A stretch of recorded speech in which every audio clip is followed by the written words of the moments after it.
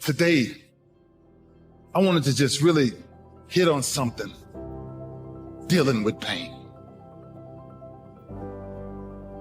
I asked my mom one day, I said, Mom, would you buy me a deck of cards?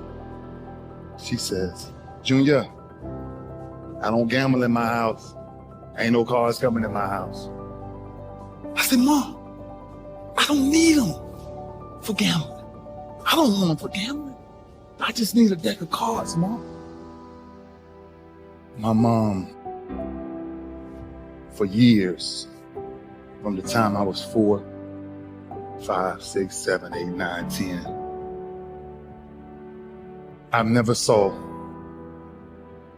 a woman take so much physical abuse than the way I've seen my mother beaten every freaking day of my life. But I can't help her because I'm not strong enough.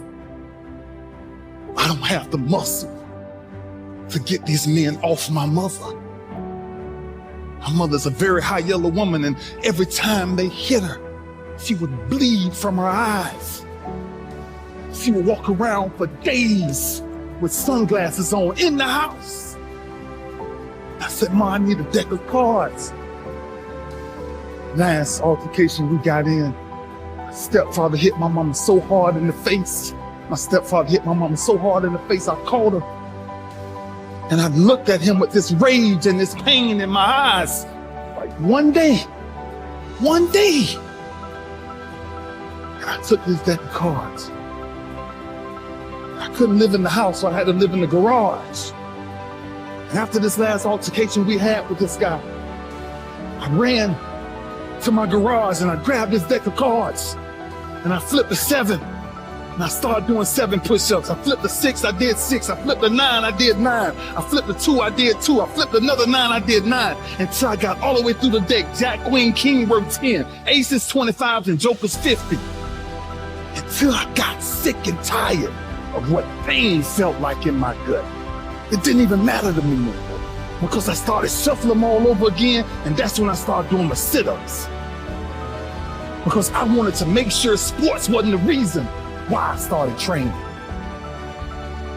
It was to make sure man never put his hands on my mama again.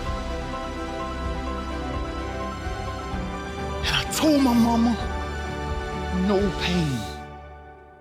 no pain will ever stop me from taking care of you and my brothers and sisters.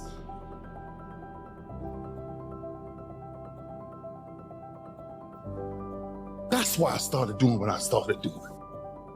Sports was a byproduct of what people started to see. It was the behind the scenes that was driving me crazy. There's 2 sides of pain that I don't think a lot of people really understand. There's one side of pain that's the suffering and the discomfort side of pain. But then there's another side of pain that's called effort. It's called glory. It's called if you can find a way to push through pain, there's something greater on the other side of it. And if you never tap into it, it's because the first time you felt it, you backed off. The first time you felt that burn, the first time you felt that it's too much. And we rationalize with ourselves to where we automatically stop. That's why a bunch of us give up so much in life so quickly. That's why kids have a problem finishing things in today's time. Because as soon as they feel a small bit of discomfort, or things ain't right, they're gone. I can't do it no more. But suppose I told you the greatest pain of my life is the reason I'm standing here today. I dare you to take a little pain. Go through it. You're not gonna die because you're feeling a little pain. You ain't gonna die. At the end of pain is success. Pain is temporary. It may last for a minute, or an hour or a day or even a year, but eventually it will subside and something else will take its place. If I quit, however, it will last forever.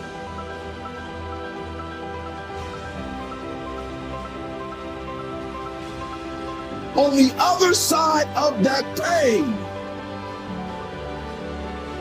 on the other side of that pain, on the other side of that pain is your promise. At 10 years old, picked up these deck of cards. And one day I counted them, and I found out there was 52 of them in the deck of cards. 52. And I turned my greatest pain into, in my business, with the greatest achievement ever is the touchdown body trophy. 52 cards. And ironically, my number ended up being 52.